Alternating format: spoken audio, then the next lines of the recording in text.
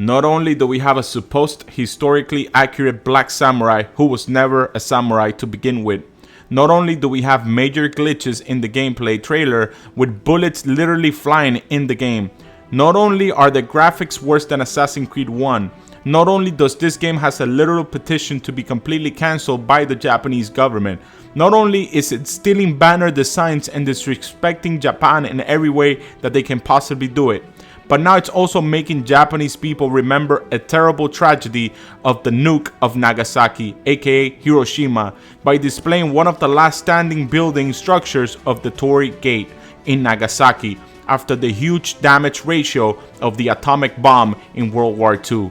Are these people out of their minds? How can you make a super flawed game that has gotten ratio to hell and still manage to make the situation even worse? And I don't know how much worse it can possibly get for Ubisoft by overtaking in such a stupid decision. Are these liberal white women with fetishes for gay black men smoking crack over at the Ubisoft headquarters?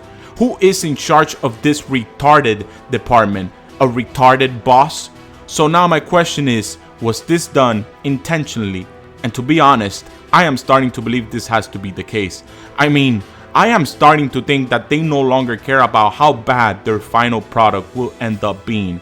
They must be thinking to themselves, oh, this game will flop anyways, and everyone hates us already for it, so might as well trigger the Japanese people some more.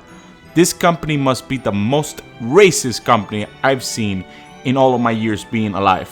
You remember my last video about how Assassin's Creed had a chance at redemption? Well, forget that. Ubisoft is dead. They just nuked themselves by making Japanese people remember their saddest and worst days in their entire history. Do you know how disproportionately large this epic failure for Ubisoft is? Talk about not caring about their own games and their consumers, and yet charging $100 for early access to this massive excrement. Ubisoft, my advice to you, and I'm being honest with you right now, is to go into hiding for at least 100 years when everyone will have forgotten who you are and what you did to your previous customers. And when we are all most likely dead to even warn the future generation. And I hope that's not the case. I hope this video outlives me and someone in the not too far future is able to see this. And my advice to them will be to stay away from this greedy and trash of a company. Let me calm down a little bit. But let's do something fun in this video, shall we? Let's play a little game. I will be naming all of the things that this game has gotten wrong and incorrect since the trailer launched, and I also want you to do the same in the comment section to see if maybe I forgot to mention something, so that we can all laugh together at this massive failure that hasn't even arrived to our hands yet. Let's talk about the black elephant in the room, Yasuke. Look, if you want to call me a racist, go ahead, man. At this point, it's a badge of honor. Now, if you're here to use your brain, let's be honest to each other. An Assassin's Creed in Japan needs the main character to be Japanese in order to feel the immersion. Second point, don't say that this is historically accurate because it's actually not. Even though Yasuke really existed, there was no account of him ever being in an actual fight, wielding a blade, or even accomplishing anything important in the 15 months he was in Japan. Besides, who will become a master samurai in only 15 months? I think no one.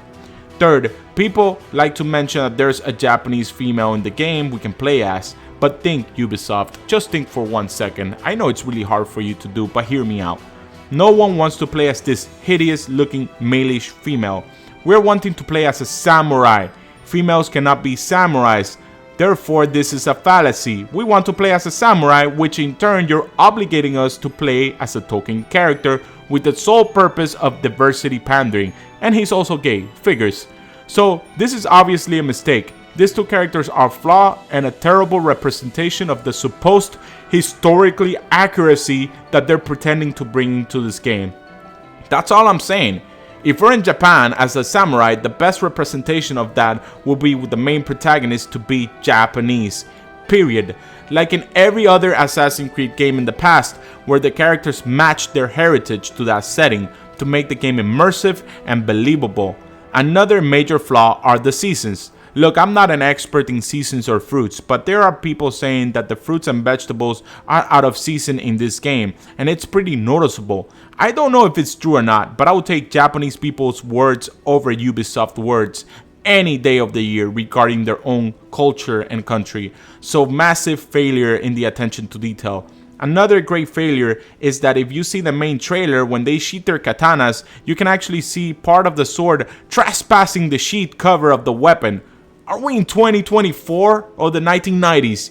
In the beginning of the era of gaming, massive graphical issues in the main trailer where it's supposed to catch the consumer's interest in order for them to be excited and then to purchase the product. Also, there happens to be bullet shells flying in the middle of the air and no one has a gun in sight. Maybe they overlap the new Ghost Recon game that they're creating with this game. I don't know, man. Someone is drugged over at their headquarters. Talking about wanting to be diverse and just yet here we have Ubisoft determined to appropriate their culture. They also appropriated their family clan banners without their consent. Man, is it normal to feel embarrassed as an American for Ubisoft? I mean, to my Japanese brothers out there, we normal Americans do not hate you. It's just Ubisoft and the white liberal woman who run the company apparently. We love Ghost of Tsushima and we also love your culture and respect it. Talking about also disrespecting Japanese people, when they started complaining about the misdirection of this disaster in the way of the game, Ubisoft's response was that the ones who were complaining were the white racist people. So I guess if you're Japanese, you also fit into the white people hate category. I mean, how can they be so blind to this when even the government of Japan is trying to cancel this hideous game? Imagine that your game is so garbage and so poorly represents one culture that the government of that specific place is trying to take your game down. So embarrassing, Ubisoft. So embarrassing. And then the nuke on the cake. Whoops, the icing on the cake. Reminding them of when they got blown off to pieces by America with a devastating nuke by putting the remains of a gate that is half destroyed and it's the only thing that survived that atomic bomb as the main portrayal of a cover picture for the game. Dude, you guys have to be trolling Japanese people by now. Are you fucking with us? How do you find the only remains of a building of a disastrous event and decide it's a good idea to put it as the cover of a picture to promote the stupid game? It's like making a game of America and putting the Twin Towers have blown up in the cover of the game. What a disrespectful company this Ubisoft has become. Anyways, I hope the company dies with this game. It's about time. And don't hire this liberal woman when they get fired. Learn from this mistake, future bosses. Anyways, let me know down in the comment section what you think of this whole situation. Don't forget to like and subscribe. Support people who speak the truth. Peace.